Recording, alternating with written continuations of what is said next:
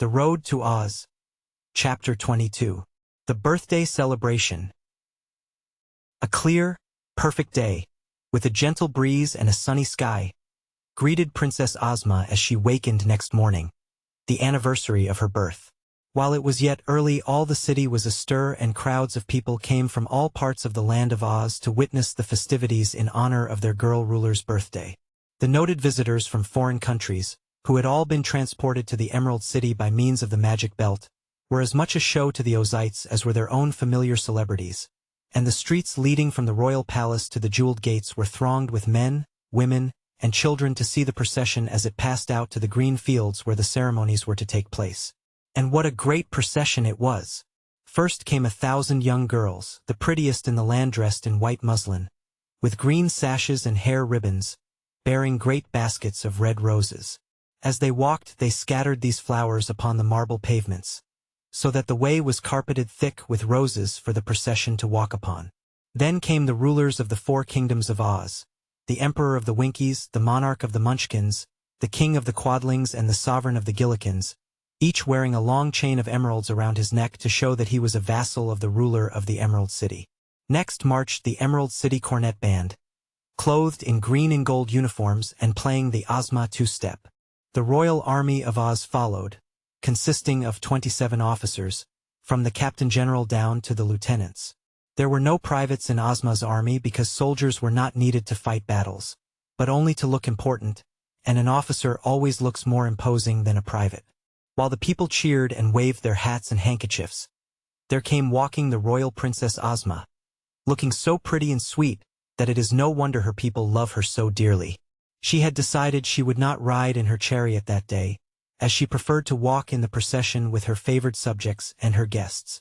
Just in front of her trotted the living blue bear rug owned by old Dinah, which wobbled clumsily on its 4 feet because there was nothing but the skin to support them, with a stuffed head at one end and a stubby tail at the other.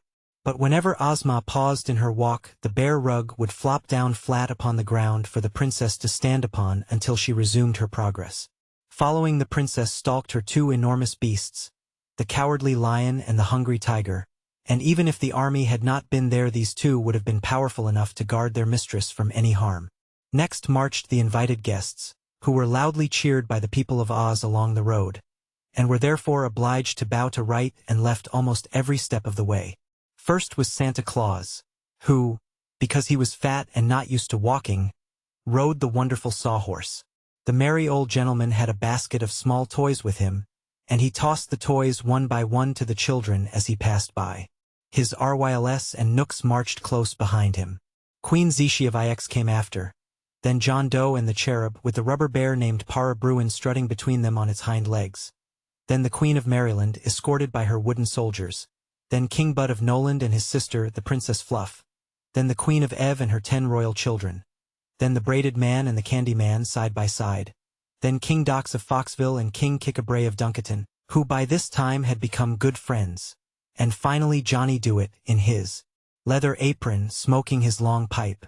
These wonderful personages were not more heartily cheered by the people than were those who followed after them in the procession. Dorothy was a general favorite, and she walked arm in arm with the Scarecrow, who was beloved by all. Then came Polychrome and Button Bright, and the people loved the Rainbow's pretty daughter and the beautiful blue-eyed boy as soon as they saw them. The Shaggy Man in his shaggy new suit attracted much attention because he was such a novelty.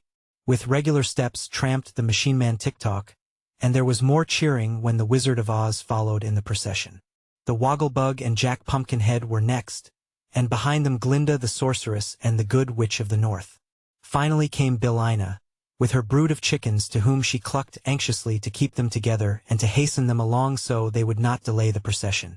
Another band followed, this time the Tin Band of the Emperor of the Winkies, playing a beautiful march called "There's No Plate Like Tin." Then came the servants of the royal palace, in a long line, and behind them all the people joined the procession and marched away through the emerald gates and out upon the broad green. Here had been erected a splendid pavilion, with a grandstand big enough to seat all the royal party and those who had taken part in the procession. Over the pavilion, which was of green silk and cloth of gold, countless banners waved in the breeze. Just in front of this, and connected with it by a runway, had been built a broad platform, so that all the spectators could see plainly the entertainment provided for them. The wizard now became master of ceremonies, as Ozma had placed the conduct of the performance in his hands. After the people had all congregated about the platform and the royal party and the visitors were seated in the grandstand, the wizard skillfully performed some feats of juggling glass balls and lighted candles.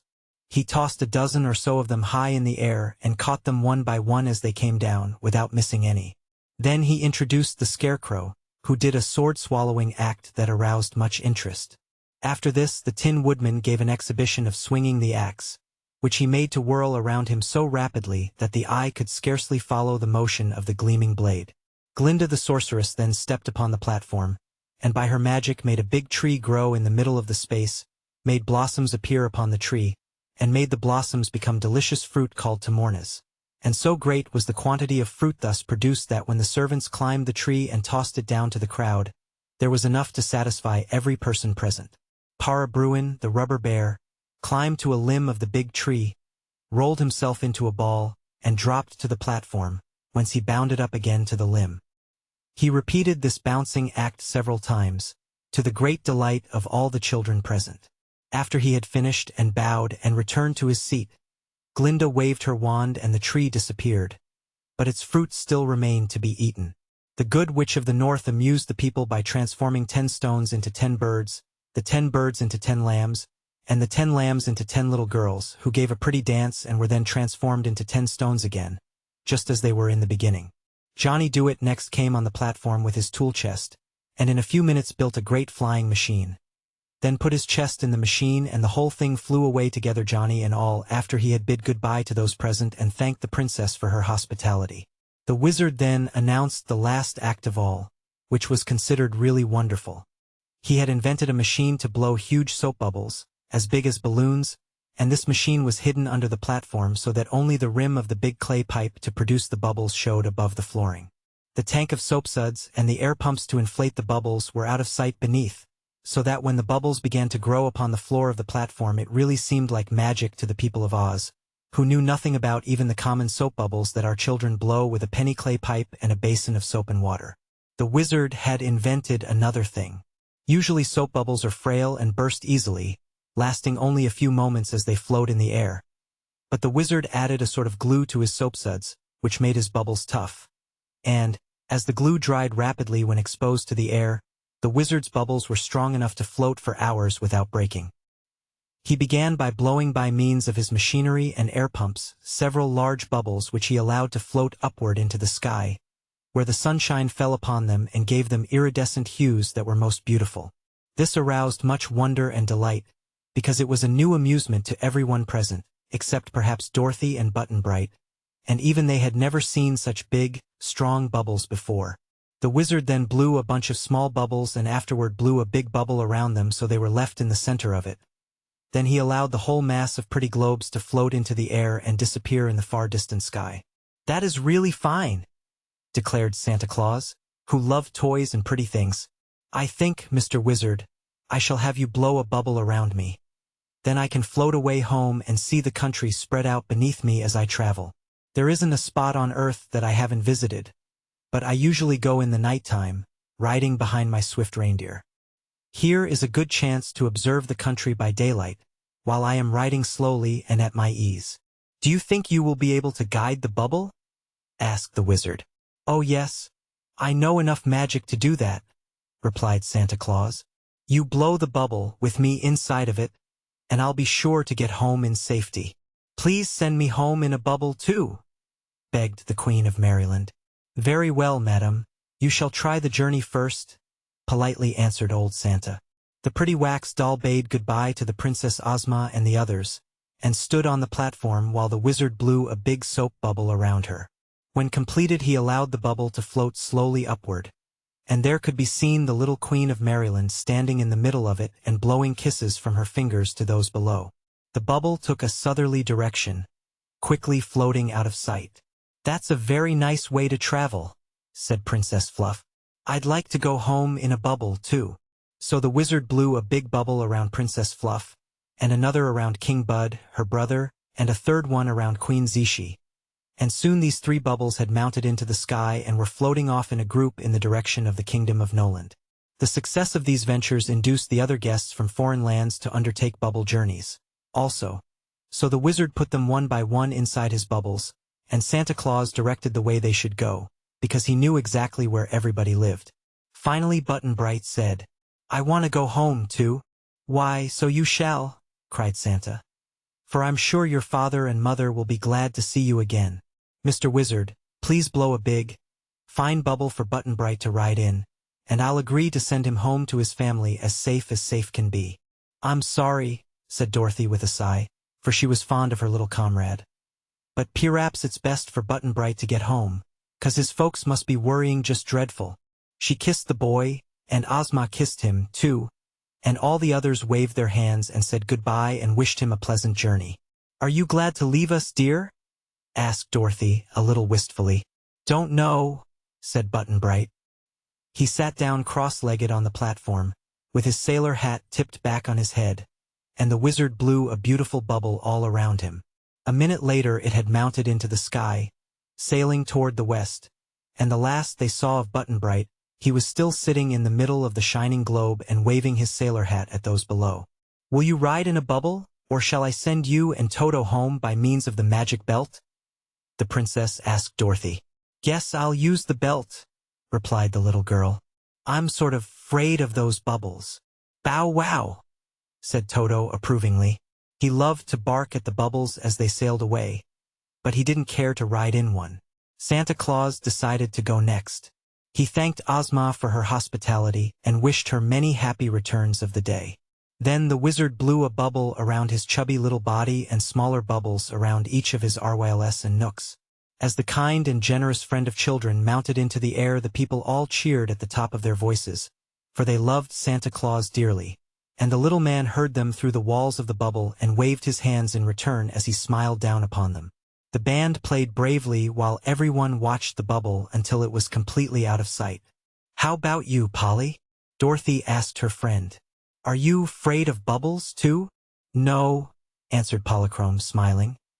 "But Santa Claus promised to speak to my father as he passed through the sky, so perhaps I shall get home an easier way."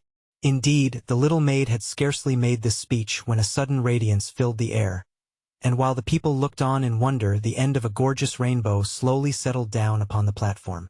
With a glad cry, the rainbow's daughter sprang from her seat and danced along the curve of the bow, mounting gradually upward, while the folds of her gauzy gown whirled and floated around her like a cloud and blended with the colors of the rainbow itself. "Goodbye, Ozma." "Goodbye, Dorothy," cried a voice they knew belonged to Polychrome. But now the little maiden's form had melted wholly into the rainbow, and their eyes could no longer see her.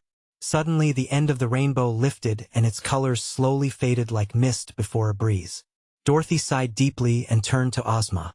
"I'm sorry to lose Polly," she said, "but I guess she's better off with her father, 'cause even the land of Oz couldn't be like home to a cloud fairy." "No, indeed," replied the princess. "But it has been delightful for us to know Polychrome for a little while, and who knows? Perhaps we may meet the rainbow's daughter again some day." The entertainment being now ended, all left the pavilion and formed their gay procession back to the Emerald City again. Of Dorothy's recent traveling companions, only Toto and the Shaggy Man remained, and Ozma had decided to allow the latter to live in Oz for a time, at least. If he proved honest and true, she promised to let him live there always, and the Shaggy Man was anxious to earn this reward. They had a nice quiet dinner together and passed a pleasant evening with the Scarecrow, the Tin Woodman, Tick-Tock, and the Yellow Hen for company. When Dorothy bade them good night, she kissed them all goodbye at the same time. For Ozma had agreed that while Dorothy slept, she and Toto should be transported by means of the magic belt to her own little bed in the Kansas farmhouse, and the little girl laughed as she thought how astonished Uncle Henry and Aunt Em would be when she came down to breakfast with them next morning. Quite content to have had so pleasant an adventure, and a little tired by all the day's busy scenes, Dorothy clasped Toto in her arms and lay down upon the pretty white bed in her room in Ozma's royal palace. Presently she was sound asleep,